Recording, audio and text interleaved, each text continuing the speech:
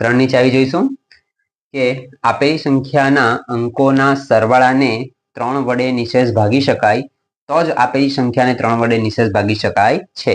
દાખલા તરીકે રકમ જોઈએ આપણે તો 12,336 બરાબર। 12,336 આપણે તેનો સરવાળો કરીએ, બધાના અંકોનો સરવાળો એટલે કે 1 + 2 + 3 + 3 + 6 આ બધાના અંકોનો સરવાળો 3 ને 3 6 ને 3 9 ને 6 15 આ બધાનો સરવાળો કેટલો આવે 15 આવે।